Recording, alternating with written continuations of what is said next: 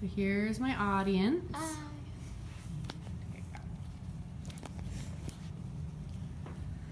Okay.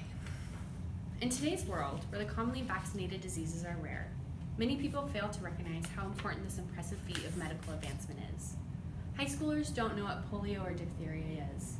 Parents don't fear the ravages of pertussis on their young ones. And pregnant mothers don't miscarry or pass on birth defects due to rubella. But with this lack of disease comes negligence. There is a growing trend towards the rejection of this modern-day miracle.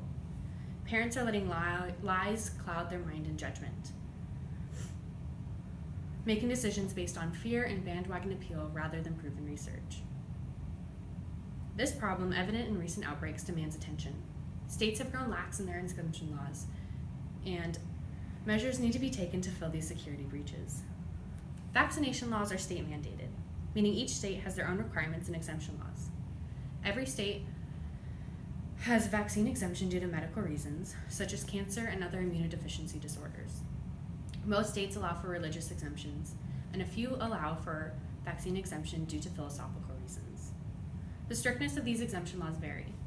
Some states require a letter from a religious leader or require exemption from all vaccines instead of just one or two. This particular requirement is often due to the MMR vaccine, or mumps, measles, and rubella. In 1998, in the Lancet Medical Journal, an article was published establishing a link between autism and vaccines.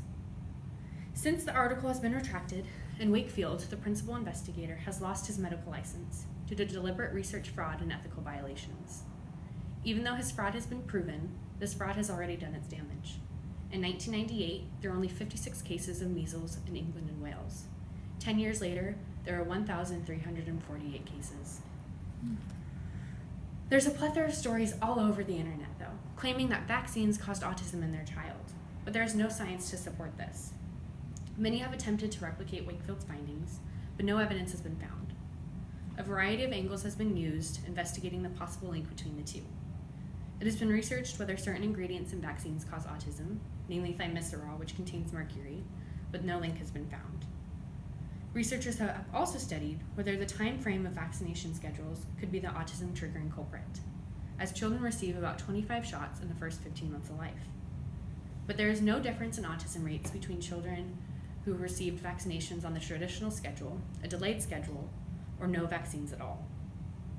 Despite what the research shows, parents still fear autism triggering effects of vaccines.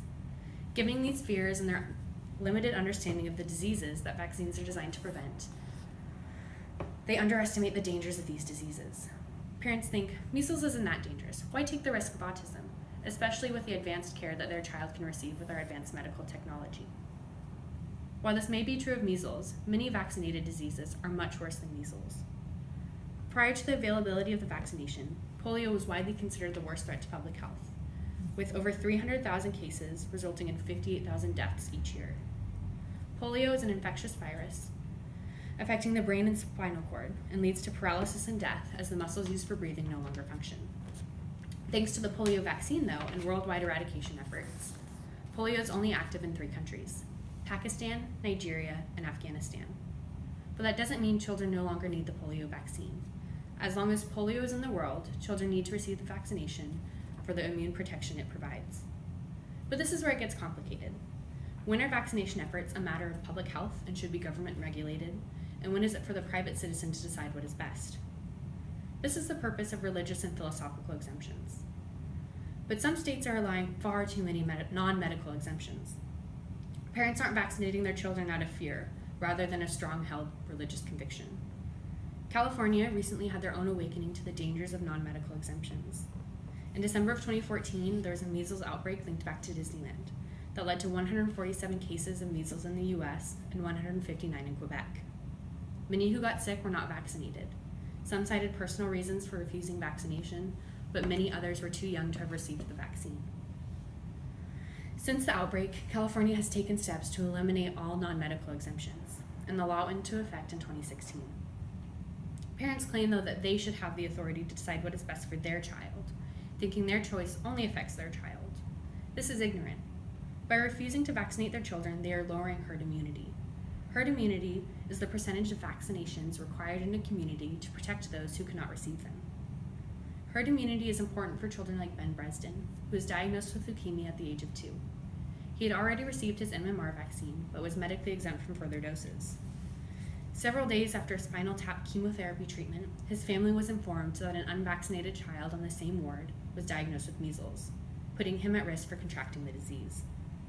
Because of Ben's illness, he was considered high risk should he catch the measles virus. As Ben's mother watched him undergo several rounds of immune boosters that would cause such pain, leaving him unable to walk for days, she said, "It is more than enough to ask a young child to fight leukemia, but a vaccine-preventable disease on top of it, it's unconscionable." Thankfully, Ben didn't get measles, but this isn't always the case.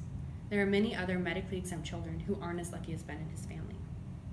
This is why vaccination requirements need to be strengthened, to protect children like Ben from the horrors of these diseases. Not all states have to be as strict as California, though. They can still allow for religious exemptions to protect religious freedoms. But the process should be made more rigorous. It's not just anyone can get an exemption. Parents considering a non-medical exemption should have to attend vaccination education classes so they can get reliable information in order to make an informed decision to do the right thing for their child and their community. With renewed vaccination enthusiasm, there may be a day when this modern miracle is no longer needed, as the diseases they are designed to prevent or become extinct. But until that day, vaccinate your children. It not only protects them, but those who cannot protect